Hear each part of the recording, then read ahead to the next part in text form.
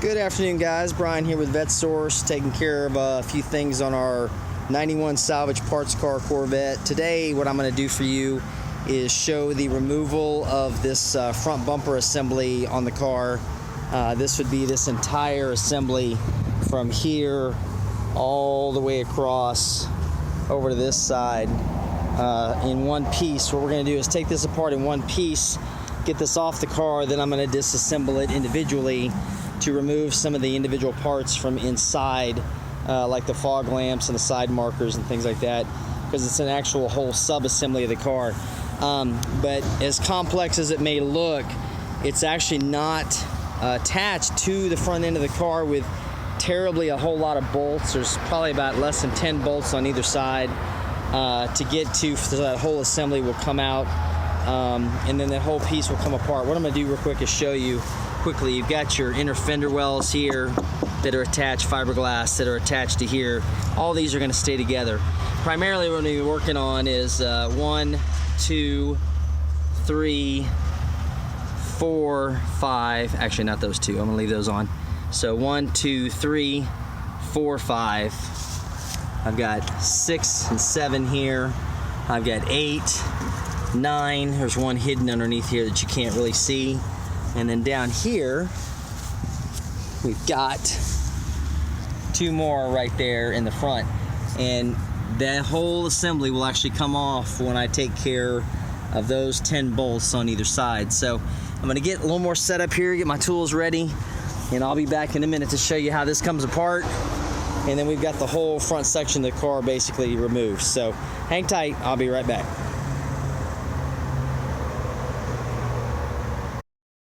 Okay guys, I'm back and ready to go with a few basic tools that I need here. Amazing enough, to get this assembly off, we're looking at a 10mm, 13mm, and maybe a couple of extensions. It's really not very difficult as far as the amount of tools needed. It's just, like I said, a little bit tricky with some of the bolts. So I'm going to start out here. We've got to get our weather stripping seal out of the way. This keeps you getting from dirt and road and mud and road debris up inside. Now the earlier C4s, these are bolted to the assembly with a 9/32 7mm all the way around, actually in 3 spots. These are not. These are just a pressure fit. So this comes right off of here, just like that. And it's torn a little bit there, but still usable. So we'll put that to the side, save that for later.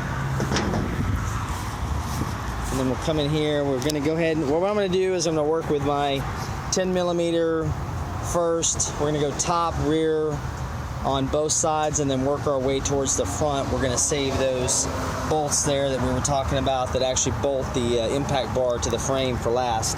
So we're gonna start out here with the 10mm, work our way down, get those out of there, make sure I don't lose them. I'm sitting here in the grass.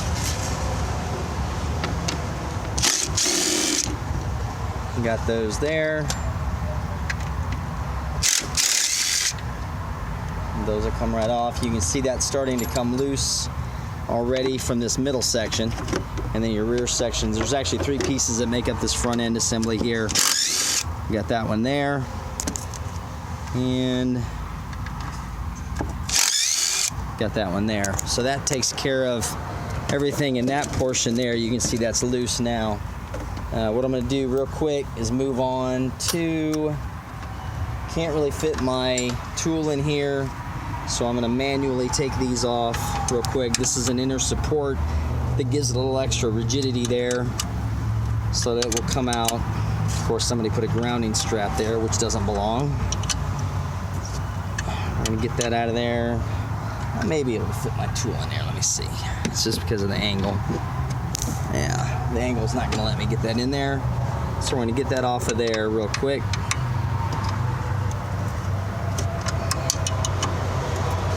Now I will say that a lot of the old timers got away from even wanting to work on the C4s because this is when they started to get a little more complex as far as the build characteristics of the car.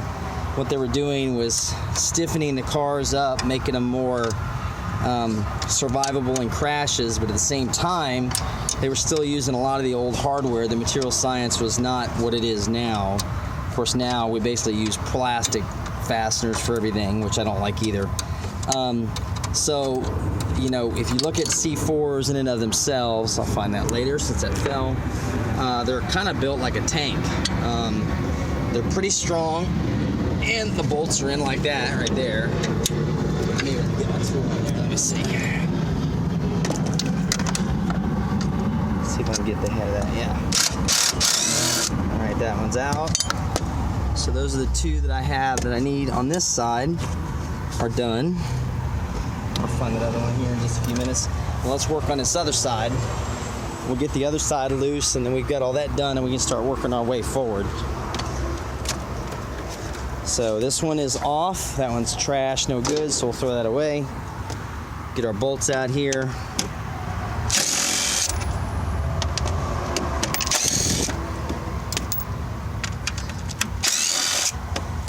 All right. Get our 10 mils, which of course I'm gonna have to get those manually again, just because of where their location is. So, yeah, you'll find people complain about these because they're quite a bit of a jigsaw puzzle to take apart. But once you get the hang of it, they're not terrible. Just requires a little bit of patience. It's kind of like the difference between a 100-piece jigsaw puzzle and a 1,000-piece, you know. But once I get the center fender or the center support off, and what these metal brackets do is to provide an extra support for this fiberglass center fender, the front piece, that often breaks or gets damaged. This one actually is still in pretty good shape, so that'll be salvageable. Let's get that one off. See, they're put on there pretty tight from the factory, and this car has never been wrecked. If you'll see, link above my head, I did a detailed walk around of this video a few weeks ago and showed kind of condition it was in. Like I said, it just kind of deteriorated from not being used or kind of just unloved for too long, you know. Now, I could have gone in also and taken this bracket off with here at that point there, but I wanted to go ahead and separate it loose from here, so I have this all as one piece. And we're going to get to this one here. And this one, of course, wants to be a little difficult. Let's see if I can get my tool in here. Where's my tool? If I get just enough room, get that on the head of there. Trick here. Take that off. There we go. And that one's off. So, all right. So we've got this loose here. That'll start coming down for us. So what I'm gonna do is get set up to start taking the bolts out from the front. Give me a few minutes, I'll be right back with you. Okay, I'm back here, and as you can see now, got everything loose on these corners here, and I've got everything loose on this side as well. So what I'm gonna do real quick is get to these kind of secretive bolts that are underneath here that don't make themselves readily available by visual, unless you kind of look deep for them. So right here, the two bolts that hold the skid plate assembly, this being the start of your skid bumpers here into this. So you don't really need to release this yet. You can actually release this bracket that goes into this main skid plate assembly that goes right here that ties in directly to the frame. And you've got two bolts on either side, which I've loosened these up already a little bit to make it easier. And then there's one bolt hidden right there. You can kind of see it. That holds the entire assembly onto the frame. So I'm gonna see if I can get that in there real quick. Get that off real quick. See if that'll go in there.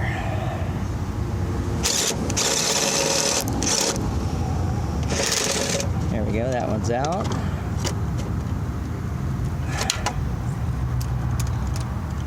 That one's done. Let's see if I can get to this other one over here while I got the camera turned on. Let's see. And the other one is gonna be right in here, if I can see it real quick, guys. Yeah, it's right there.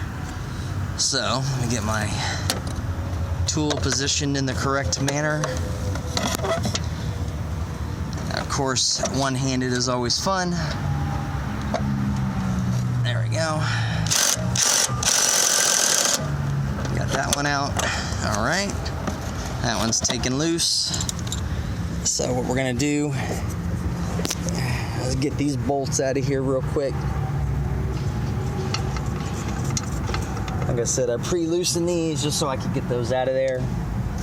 So let's see if I can get those out real quick without spinning, which they're gonna spin. There's one right there.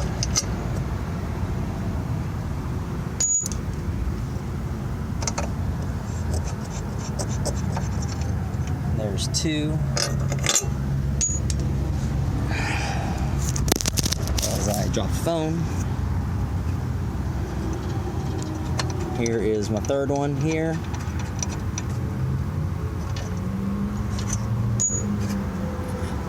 And my fourth one. So that's everything from the bottom that needs to come out of this car. So again, to recap, we had 1, 2, 3, and then 4, 5, 6, 7, 8, 9, 10 bolts on either side that held this in place. So the whole assembly is loose right now, right? And I can kind of see how I can move that around.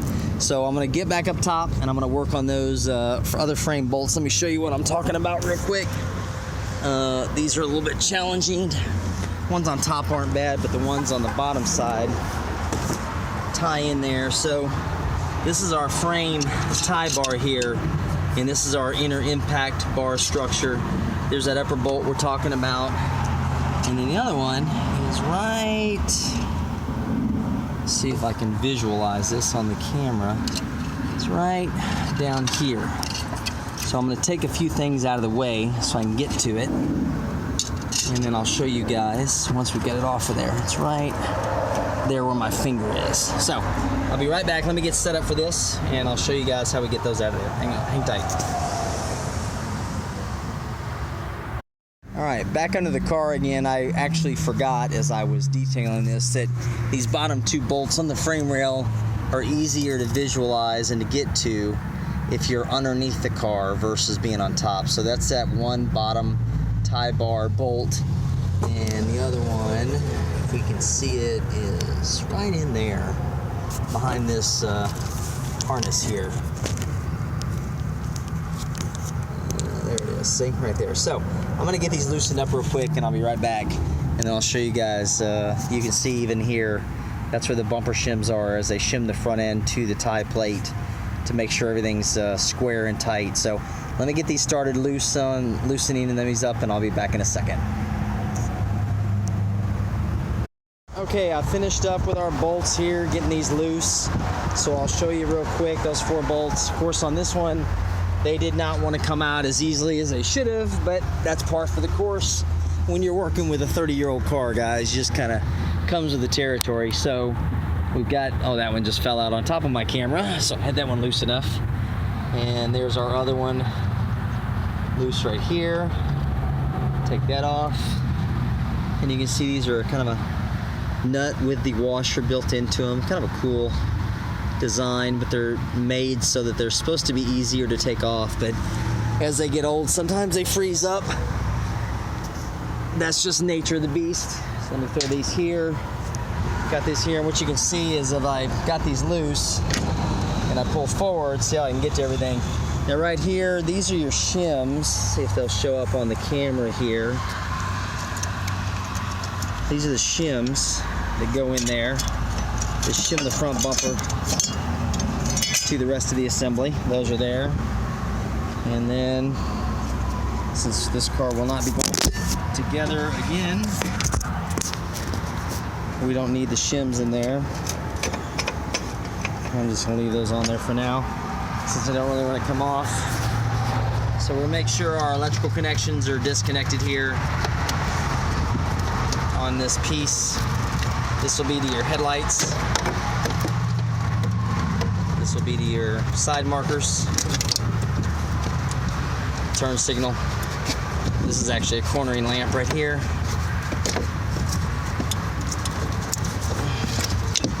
This would be your fog light, and this would be your turn signal here.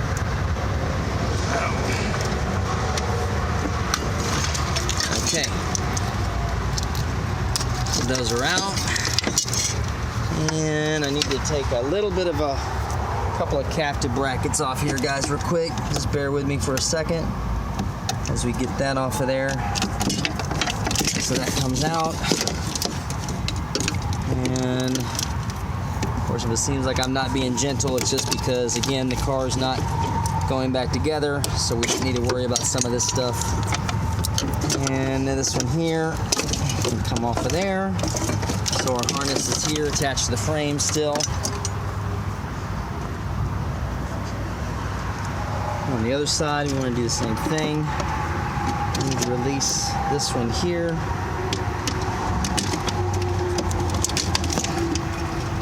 Release this here. Pull this one out here. That one's got another one. These are some of the little things, the extra bits that you got to get done with as soon as you get the whole thing finished up, or else it'll kind of cause a few little problems for you when you're trying to get it finished up. These are basically just keepers to keep the wiring harnesses out of the way. There we go. That one's off. This one's there. Okay, so we're gonna go ahead and finish taking our nuts off of the studs right here.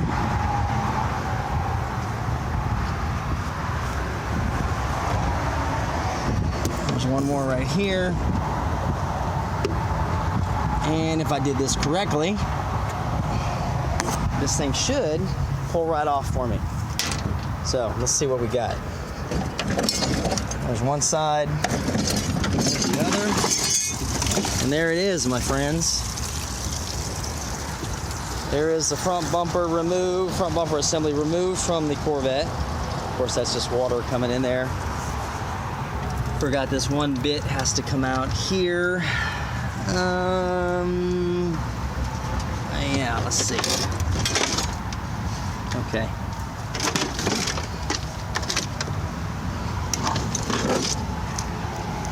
And we got another, oh yes, electrical connectors here. Let me grab those real quick.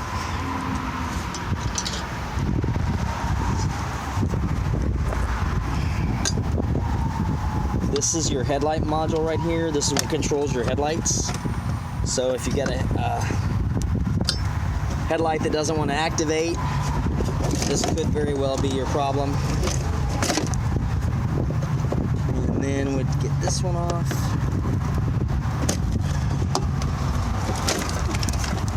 All right, so that's out. Vacuum pod, we'll take that piece out of there. And